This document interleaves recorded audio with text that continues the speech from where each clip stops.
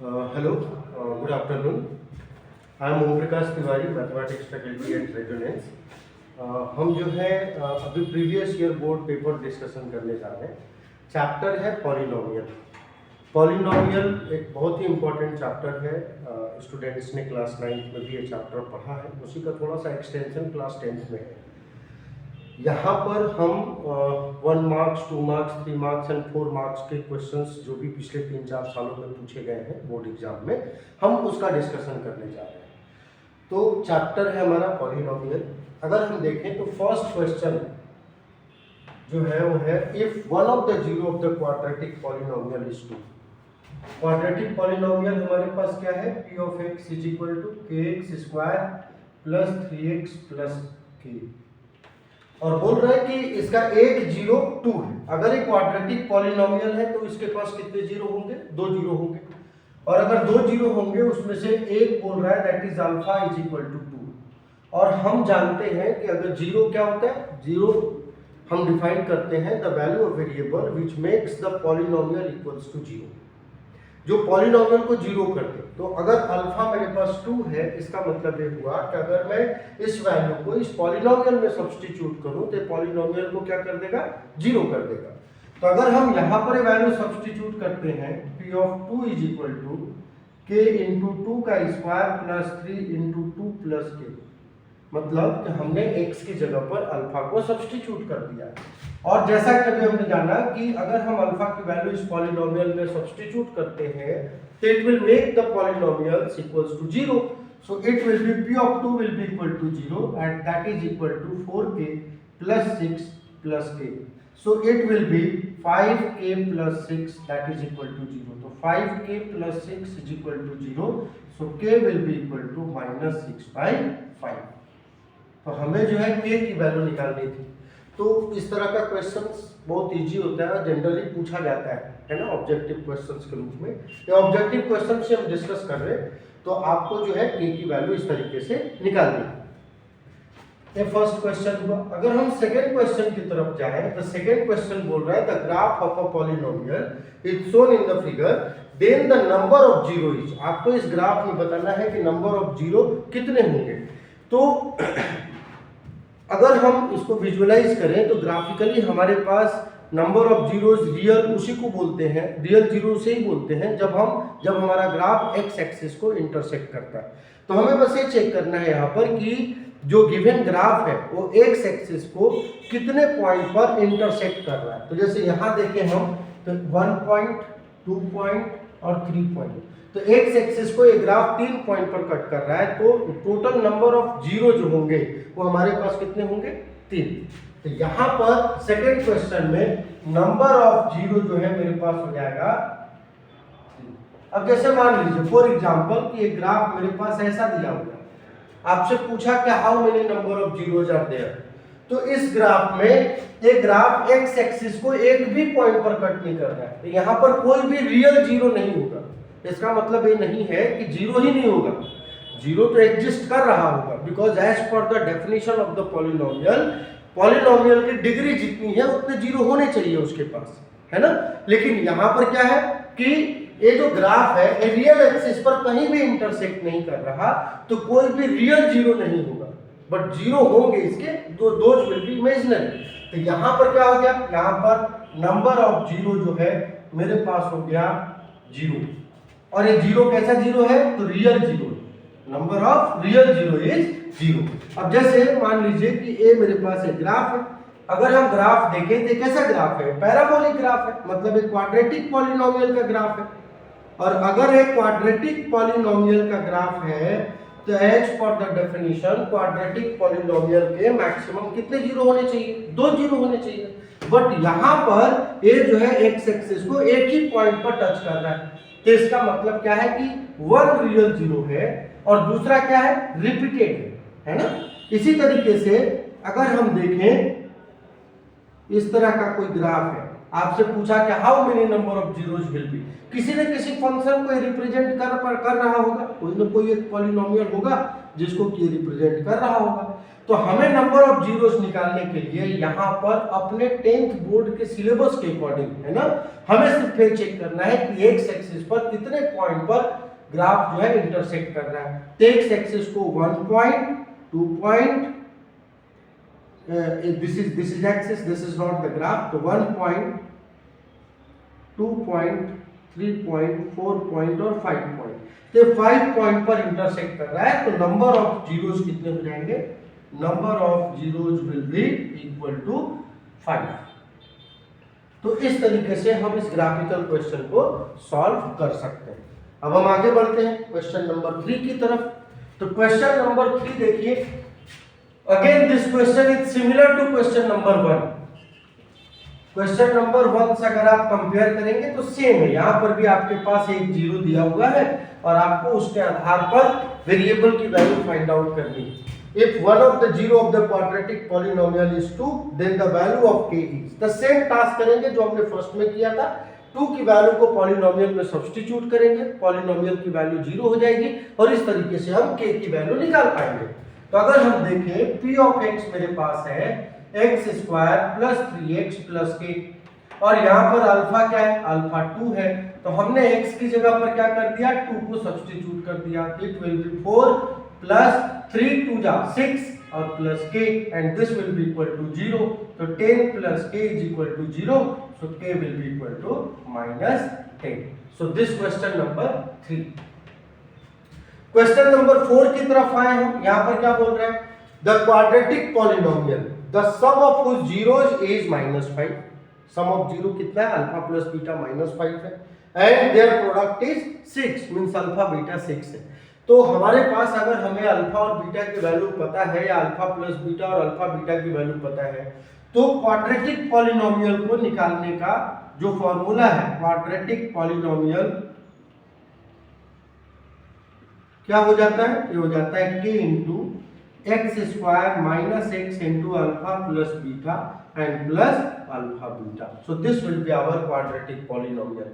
In the question, it is given that alpha plus beta is equal to -5 and alpha beta is equal to 6. So what we have to do? We have to just substitute these values in the given polynomial formula. तो हम क्या करेंगे? ये हो जाएगा k into x square minus x alpha plus beta is -5 and plus alpha beta is 6. So it will be x square plus 5x plus 6. So this will be our answer. Okay. Somewhere k को omit भी कर देते हैं, but this is the standard form to write the answer. Now, again question number 5. What is question number 5? It is given a quadratic polynomial having sum and product of its zero. Similar question as 4. तो sum and product of its zero edge मतलब alpha plus beta दिया है 5 और alpha beta दिया है 0। तो आपको quadratic polynomial निकालना है। क्वाड्रेटिक पॉलिनोमियल, तो क्वाड्रेटिक पॉलिनोमियल की डेफिनेशन हमारे पास में क्या है? k into X square minus X into alpha plus beta and plus alpha beta. तो यहाँ पर हो जाएगा k into X square minus X into 5 and plus alpha beta is 0। So it will B k into X square minus 5x। आप ऐसे लिखें या simply लिख दें x square minus 5x। This will also be true. Okay, अभी quadratic polynomial है और जैसे पहले अगर हम देखें एनसीईआरटी का रिड्यूस सिलेबस है, पहले क्यूबिक पॉलिनोमियल भी था हमारे पास में। तो क्यूबिक पॉलिनोमियल का बस फॉर्म क्या हो जाता था? क्यूबिक पॉलिनोमियल में हमारे पास 3 रूट हो जाते थे, अल्फा बीटा और गामा। तो उसका क्यूबिक पॉलिनोमियल निकालने का जो फॉर्म होता था वो क्या होता था? क्यूबिक पॉलिनोमियल के लिए हम लिखते हैं k into x cube minus x square into alpha plus beta plus gamma plus x into alpha beta plus beta gamma plus gamma alpha and minus alpha beta gamma. If you have the value of alpha, beta and gamma, you can substitute over there and find the cubic polynomial. But अब एक omit हो गया है syllabus से, तो इसके लिए आपको ज़्यादा टेंशन नहीं लेना है। तो अब हम आते हैं नेक्स्ट क्वेश्चन पर, दैट इज क्वेश्चन नंबर 6। हम यहाँ चैप्टर को क्वेश्चंस के थ्रू समझ रहे हैं। हर क्वेश्चन को डिस्कस करते समय इस चैप्टर के जितने भी कंसेप्ट्स हैं उन सारे कंसेप्ट्स को जो है हम यहाँ पर देखते चलेंगे, ताकि अगर कोई क्वेश्चन हमारे पास आया भी नहीं है तो उससे रिलेटेड और कैसे क्वेश्चंस पूछे जा सकते हैं हम इनके बारे में भी एक बार देखेंगे। नेक्स्ट क्वेश्चन नंबर 6 है कि the zero of the quadratic polynomial. ये आपने क्लास 9th में भी निकाला होगा। x² - 5x + 6 से मेरे पास पॉलिनोमियल है और आपको जीरो निकालना है। तो किसी भी पॉलिनोमियल का जीरो निकालने के लिए हम क्या करते हैं कि हम पॉलिनोमियल को इक्वेट कर देते हैं जीरो से, और फिर उसके बाद उस पॉलिनोमियल को फैक्टराइज करके हम वेरिएबल की वैल्यू को फाइंड आउट कर लेते हैं, और वही क्या हो जाता है हमारा जीरो ऑफ द पॉलिनोमियल हो जाता है। तो x² - 5x + 6 = 0 हम कर दें, है ना। अब यहाँ पर देखिए स्प्लिटिंग द मिडिल टर्म, ये हम बहुत पहले से पढ़ते आ रहे हैं। x² का कोएफिशिएंट यहाँ 1 है, कांस्टेंट टर्म 6 है, तो हमारे पास क्या हो गया 6। अब हम यहाँ पर क्या करेंगे, 6 को दो पार्ट में इस तरीके से डिवाइड करेंगे कि मल्टीप्लाई करने पर 6 हो जाए और ऐड या सब्ट्रैक्ट करने पर क्या आ जाए, मिडिल पॉइंट आ जाए। तो यहाँ पर हो जाएगा 3 और 2, 3 2 जा 6 and 3 + 2 is 5. So it will be x² - 5 की जगह पर क्या लिख दें 3 + 2 × x + 6 = 0। अगेन इसको आप ओपन कीजिएगा तो x² - 3x - 2x + 6 = 0। यहाँ x कॉमन ले लीजिए, x - 3, यहाँ पर -2 कॉमन लीजिए, इट इज x - 3 = 0, और x - 3 यहाँ से कॉमन आ गया, x - 2 = 0, तो हम लिख सकते हैं आइदर x - 3 = 0 और x - 2 = 0। So x will be equal to 3 and x will be equal to 2। अब यहाँ पर एक कंफ्यूजन और आता है। कंफ्यूजन ये है कि अगर हम 6 के दो फैक्टर निकालें तो एक 6 और 1 भी आता है। देखिए मल्टीप्लाई करने पर 6 हो रहा है बट और सब्ट्रैक्ट करने पर 5 हो रहा है, बट ऐसे करने पर, इस तरीके से करने पर हमारा आंसर गलत आ जाएगा। क्यों? क्योंकि हम फैक्टर नहीं ले पाएंगे। हम एक बार करके देखते हैं। अगर हम इसको लिख दें x² - 6 - 1 × x + 6 = 0, it will be x² - 6x and +x + 6 = 0। देखिए यहाँ पर बीच में नेगेटिव का साइन है, यहाँ पर दोनों पॉजिटिव है। अगर हम यहाँ पर कॉमन लेंगे तो it will B x × x - 6, और यहाँ पर 1 कॉमन लेंगे तो x + 6। कुछ भी कॉमन नहीं आ रहा है तो हम इस तरीके से नहीं कर पाएंगे और ये हमारा क्या हो जाएगा, गलत हो जाएगा। बहुत बच्चे ऐसी मिस्टेक करते हैं, है ना, चाहे वो नर्वसनेस ऑफ एग्जाम, टेम्परामेंट की वजह से हो या चाहे जैसा भी हो। तो इसके लिए ट्रिक भी है। ट्रिक ये है, इसको मैं रब कर रहा हूं। ट्रिक ये है कि जैसे आप जो है ना, अगर हम जो भी पॉलिनोमियल मेरे पास दिया हुआ है क्वाड्रेटिक पॉलिनोमियल, अगर हम उसके कोएफिशिएंट का सम निकालें, है ना, जैसे मान लीजिए मेरे पास है ax² + bx + c, ये मेरे पास एक क्वाड्रेटिक पॉलिनोमियल दिया हुआ है ना, और अगर मेरे पास a + b + c की वैल्यू 0 हो जाए, मतलब the sum of the constant term in the quadratic polynomial is 0, तो इसका एक सॉल्यूशन हमेशा, वन सॉल्यूशन इसका क्या होगा, हमेशा 1 होगा। 1 विल बी द रूट, है ना। एंड अदर सॉल्यूशन क्या हो जाएगा, अदर सॉल्यूशन हो जाएगा c/a। मतलब हम यहाँ पर क्या लिख रहे हैं, constant term divided by coefficient of x²। जैसे अभी वाले क्वेश्चन में देखें तो x² - 5x + 6, है ना, तो यहाँ पर सम ऑफ कांस्टेंट टर्म निकालिए। x² का कोएफिशिएंट 1 - 5 and +6, तो 7 - 5 = 2 आ रहा है। तो क्या ये 0 है? नहीं है, तो इसका सॉल्यूशन 1 नहीं हो सकता, इसीलिए हमने 6 और 1 नहीं लिया। ठीक है। अब जैसे देखिए दूसरे में एक एग्जांपल और हम लेते हैं। जैसे मान लीजिए इसी को मैं लिख दूं x² - 6x + 5, ये मेरा पॉलिनोमियल है। तो आप देखिएगा तो 1 - 6 + 5 कितना हो गया, 6 - 6 = 0। मतलब इनके कोएफिशिएंट का सम क्या हो गया, 0। तो इसका एक सॉल्यूशन क्या हो जाएगा, 1 ऑलवेज। और अनदर सॉल्यूशन क्या है, तो कांस्टेंट टर्म और divided by coefficient of x square. तो आप यहाँ से देखिए constant term is 5 and coefficient of x square is 1, तो अनदर रूट विल बी 5। आप इसको सॉल्व भी कर सकते हैं, x square minus 5x minus x plus 5। आप देखिए x into x minus 5 minus 1 into x minus 5, x minus 5 into x minus 1, और हम इसको क्या करते हैं, इक्वेट कर देते हैं 0 से, तो x will be equal to 1 and 5, है ना। तो सेम आंसर आ रहा है।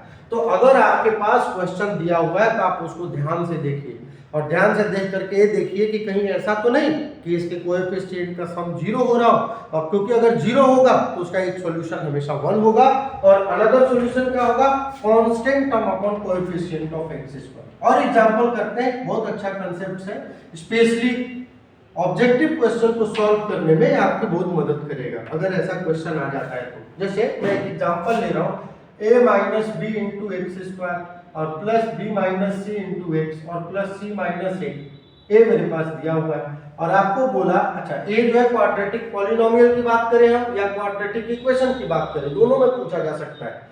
तो ऑब्जेक्टिव क्वेश्चंस में अपन को इस कांसेप्ट को यूज करना है, शॉर्टकट है। तो यहाँ पर देखिए एक्स स्क्वायर का कांस्टेंट टर्म क्या है, a माइनस बी, एक्स का कांस्टेंट टर्म b माइनस सी, और कांस्टेंट टर्म मेरे पास है c माइनस ए। आप देखें तो इनका सम क्या हो गया, 0। इसका सम 0 हो गया तो इसके रूट्स क्या होंगे, एक रूट हो जाएगा 1 और दूसरा रूट हो जाएगा constant term upon coefficient of x square, मतलब c minus A upon a minus b। ठीक है, कोई दिक्कत, आप इसको सॉल्व करेंगे है ना फॉर्मूला मेथड से, तो आपको यही आंसर आ रहा है 1 और c minus A upon a minus b। अच्छा हम भी जानते हैं ना कि अगर हम रूट्स को है ना जो भी जीरोज आ रहे हैं, अगर हम इसको वेरिएबल की जगह असाइन कर दें तो क्या करता है, पूरे इक्वेशन को, पूरे पॉलिनोमियल को 0 कर देता है। आप 1 रखिए तो 1 हो गया, 1 हो गया, again a minus b plus B minus c plus C minus a क्या हो जाएगा, 0 हो जाएगा। तो it is validating the concepts. दूसरा क्वेश्चन लेते हैं, जैसे मेरे पास है l into M minus n x square plus m into N minus l x और plus n into L minus m. ये मेरे पास एक क्वाड्रेटिक पॉलिनोमियल है, या अगर इक्वेट कर दे तो क्वाड्रेटिक इक्वेशन है। आपको इसके जीरोस निकालने हैं या रूट्स निकालने हैं, तो कैसे निकालेंगे, तो देखिए l into M minus N plus m into N minus L plus n into L minus M, तो क्या हो गया, lm minus ln plus mn minus ml plus nl minus nm। अगर हम देखेंगे तो ये सब कट गए ना, lm ln ln 0 हो गया, तो इसका एक सॉल्यूशन हो जाएगा 1, और अगला सॉल्यूशन क्या हो जाएगा, constant term n into L minus m और divided by coefficient of x square means l into m minus n। So this will be the solution of this quadratic polynomial, है ना। अब ऐसे बहुत सारे एक्सपेरिमेंट आप कर सकते हो। मान लो क्वेश्चन में दिया x square minus 101x plus 100, आपको निकालना है कि इसका कोएफिशिएंट, इसका रूट क्या होगा, इसका जीरो क्या होगा।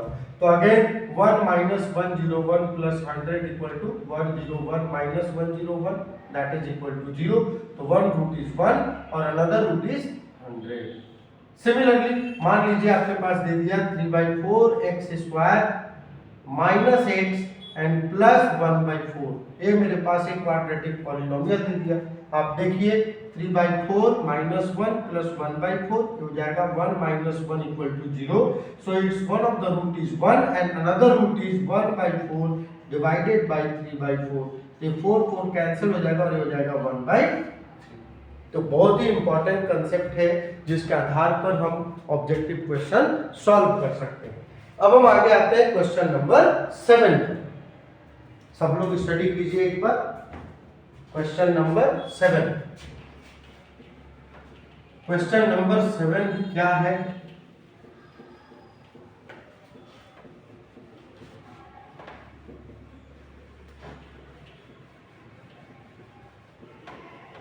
क्वेश्चन नंबर 7 दिया हुआ है कि the zero of the quadratic polynomial are. अबे इलस्ट्रेटिव क्वेश्चंस है, मतलब आपको कंसेप्चुअली इसका जवाब देना है। X square plus 99x plus 127 तो आपको बताना है कि इसके दोनों रूट कैसे होंगे, क्या नेचर होगा उनका, दोनों पॉजिटिव होंगे, नेगेटिव होंगे, एक पॉजिटिव एक नेगेटिव होगा, या दोनों एक दूसरे के रेसिप्रोकल होंगे।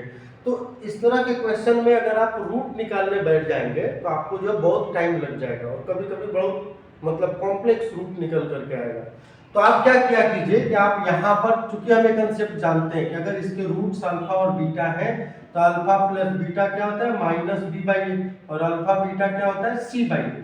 तो यहाँ पर देखें तो माइनस बी बाई ए मतलब minus 99/1 that is equal to minus 99, and product is 127/1 is equal to 127। एकदम बिल्कुल ध्यान दीजिए, प्रोडक्ट मेरा क्या है, दो नंबर का मल्टीप्लिकेशन पॉजिटिव और दो नंबर का एडिशन नेगेटिव। तो याद क्या कंडीशन, क्या कॉम्बिनेशन बन सकता है कि बोथ नंबर इज नेगेटिव, क्योंकि अगर दोनों नेगेटिव होंगे तो दोनों नेगेटिव क्या हो जाएगा पॉजिटिव, और नेगेटिव का सम क्या हो जाएगा नेगेटिव। तो इसका आंसर क्या हो जाएगा, बोथ रूट्स या both zeros are negative, so this will be our answer. Thank you.